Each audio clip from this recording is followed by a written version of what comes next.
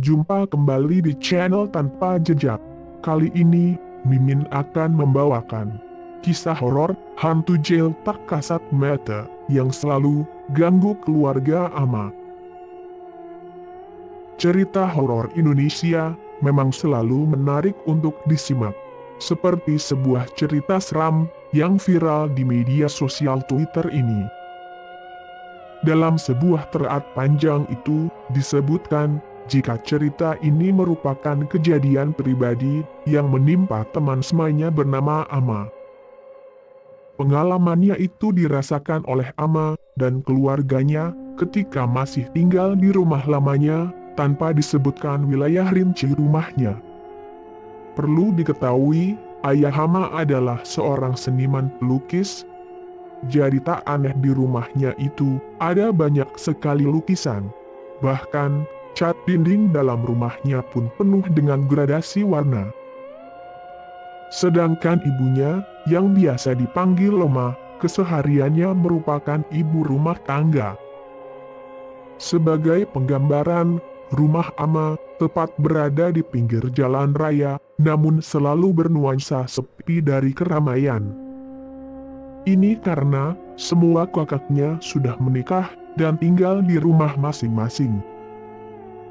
Rumah yang bisa dikatakan cukup besar ini hanya ditinggali oleh 3 orang, ayah, oma, dan ama, ditambah peliharaan kesayangan keluarga, yaitu seekor kucing. Tidak seperti rumah yang berada di pinggiran jalan lain, hawa rumah mereka tenang, sejuk dan sepi. Saat berada di rumah tersebut, banyak sekali kejadian aneh terjadi. Itu terjadi bukan hanya di rumah Ama, tapi tetangga-tetangganya juga merasakan hal yang sama. Hantu yang sangat jail, tapi tidak pernah berani menampakkan wujud sebenarnya. Di jalan itu memang banyak terjadi kecelakaan. Kadang beberapa kali korban dibawa ke depan rumah Ama sambil menunggu ambulans datang. Bahkan jika korban luka ringan, hanya diobati di sana dengan betadine. Suatu hari, ayahnya Ama kedatangan tamu yang merupakan seorang temannya yang juga sesama seniman pelukis dari Bali. Jika digambarkan, tamu tersebut berambut panjang sepinggang, sebut aja Baim, yang bermalam di rumah Ama. Setelah berbincang dan melihat-lihat hasil lukisan ayah, Baim bergegas istirahat untuk tidur di kamar tamu. Tiba-tiba tengah malam, pukul 00.30 saat semua sedang tidur, Baim teriak minta tolong, manggil-manggil nama ayah. Sontak semua kaget dan langsung menghampiri Baim. Tahu apa yang terjadi? Rambut panjangnya itu melilit di sandaran kasur. Ini nyata, bukan cuma di film-film, karena disaksikan langsung semua orang di rumah itu. Semua panik, berusaha melepas rambutnya yang melilit, dan tidak semua rambut bisa dilepaskan, ada beberapa yang harus digunting. Keesokan harinya, Baim memilih tidur di hotel, karena masih terlihat syok dengan kejadian semalam. Sangat jahil sekali bukan hantui itu. Orang sedang istirahat capek karena menempuh perjalanan jauh, justru dijaili dengan dililit rambutnya ke senderan kasur. Saat itu juga, ayah Hama langsung mendatangi Ustaz untuk menanyakan hal aneh tersebut. Pasalnya, kamar itu selalu kosong, dan mungkin saja mereka merasa aneh ada orang baru yang menempati. Jadi mereka mengerjai Baim agar tidak betah tinggal di rumah Ama. Malamnya, di ruang TV, Ama mendengar seperti ada orang yang bilang, "Tung tung tung" berulang-ulang. Malam itu, Ama tak bisa tidur karena ketakutan. Akhirnya, dia menumpuk bantal, menutupi telinganya. Kebiasaan menutup telinga sebelum tidur pun menjadi rutinitas dia sampai sekarang. Kejadian aneh itu ada setiap mulai jam pukul 11 malam ke atas. keluarga Ama, jam pukul 8 malam sudah di kamar masing-masing, dan tidak ada aktivitas lagi di ruang apapun. Tiba-tiba, malam itu, ada yang buka tutup pintu garasi. Ayah langsung mengecek keluar rumah, memastikan siapa yang berani tengah malam memainkan pintu garasi. Setelah dilihat, ternyata tak ada orang, apalagi pintu garasi yang sudah digembok, mana bisa dibuka tutup oleh seseorang. Setelah masuk lagi ke kamar masing-masing, selang beberapa menit, ada yang mengetuk pintu menggerakkan door knocker. Kejadian ini juga sering terjadi ke rumah tetangga lain. Iseng banget kan? Pernah juga kejadian saat sang pengunggah cerita, yakni Nindi yang sempat menginap di rumah Ama saat masih kuliah di jurusan broadcast. Sambil menggarap tugas dan mengedit video, Nindi, Ama dan teman-teman lainnya asik bercengkrama sebelum tidur. Mereka semua tidur di ruang TV, karena jika tidur di kamar Ama tak akan muat, dan tak ada yang berani tidur, bahkan masuk ke kamar tamu. Saat itu, mereka tidur sangat larut, karena terlalu asik bermain game. Salah satu dari mereka, yakni Yeye, minta untuk menyalakan terus TV, karena takut mendengar hal-hal yang mengerikan. Posisi Nindi waktu itu tidur di tengah, entah mengapa susah sekali untuk tidur.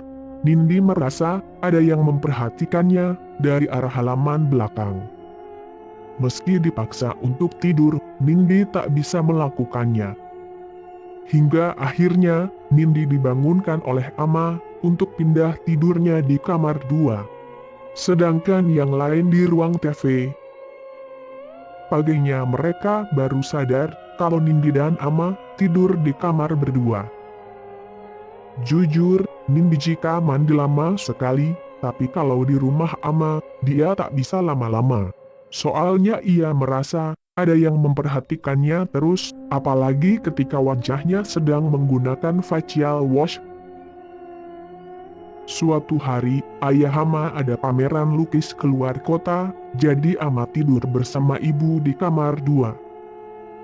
Malam itu, ponsel ibu ada di ruang TV. Besok pagi, ayah Ama menelpon dan menanyakan ada apa nelpon semalam. Padahal pada saat malam itu, ibu Ama tak pegang ponsel sekalipun. Malam selanjutnya, ponsel ibu Ama seperti biasa ada di ruang TV, dan tiba-tiba saja berdering. Sontak, ibu membangunkan Ama, minta diantar untuk bawa ponselnya, tapi Ama menolak, karena teleponnya juga mati. Ama pikir itu dari orang yang tak penting. Kemudian, ponsel ibu berdering lagi, tapi tetap ibu dan Ama lebih memilih tidur karena takut mengambil ponselnya. Besok pagi, ketika mengecek ponsel, ternyata tidak ada panggilan satupun malam itu. Jadi, siapa yang berani mainkan ponsel ibu? Setelah itu, sore harinya, Ama sedang asik nonton TV bersama ibunya, kemudian ada suara aneh. Terdengar suara gretek-gretek-gretek dari dapur seperti ada yang buka tutup tempat beras. Kemudian, ibu berbicara seperti memperingatkan. "Boleh diem di sini, tapi jangan ganggu," ucapnya dengan bahasa Sunda. Suara aneh itu justru semakin keras, Ama dan ibu pun langsung berlari ke kamar ketakutan. Tapi mereka akhirnya justru tertawa, karena melihat tingkah laku mereka yang bisa dibilang lucu. Suara itu berhenti, dan disusul suara siulan, arah suara dari ruang TV. Siapa yang bersiul? Padahal hanya berdua di rumah. Singkat cerita, karena beberapa hal dan lainnya, keluarga Ama memilih pindah rumah dan menjual rumah itu.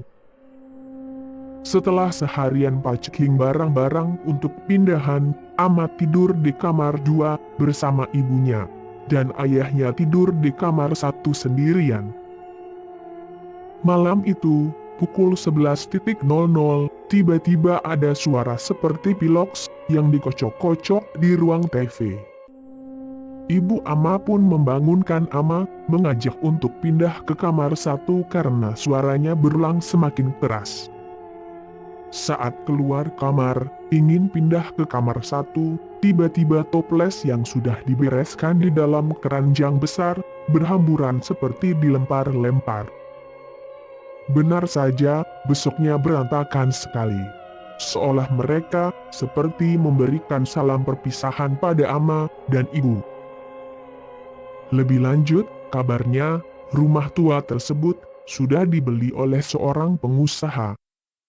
Rumah itu tidak ditempati untuk tinggal, sesekali dipakai hanya untuk rapat saja. Rumah itu jadi terlihat tidak terawat dan semakin menyeramkan. Baru-baru ini, Ama dapat kabar dari temannya yang kebetulan tinggal dekat dengan rumah Ama yang lama. Suatu hari kakeknya, sebut aja Aki, sedang mencari belut di sawah. Nah ceritanya, Aki ini merasa kelelahan dan memutuskan istirahat di depan rumah kosong itu, rumah Ama. Aki meluruskan kakinya, sembari bersandar, dan sesekali topinya dikipas-kipas. Tiba-tiba, Aki dikagetkan dengan kepala yang tiba-tiba muncul dari kamar tamu, seolah sedang memastikan ada siapa di depan rumah. Aki merasa heran, rumah kosong, tapi ada orang. Selang beberapa menit, Aki melihat seorang wanita keluar dari kamar satu, lari kecil menuju dapur.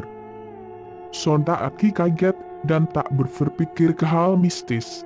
Yang Aki takutkan, ada yang melakukan tindakan mesum di dalam. Seketika, Aki langsung laporan ke tetangganya yang memiliki usaha bengkel.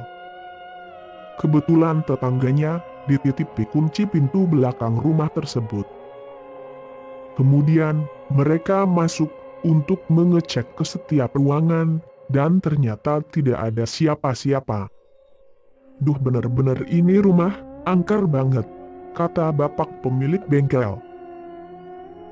Begitu cerita rumah tua yang sempat ditinggali Ama dan keluarga.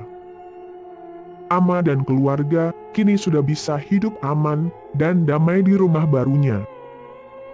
Dari kisah horor di atas, kita bisa mengambil pesan bahwa dimanapun kita berada, pasti selalu ada saja mereka. Sekian cerita kali ini. Jangan lupa like, subscribe dan tinggalkan komentar.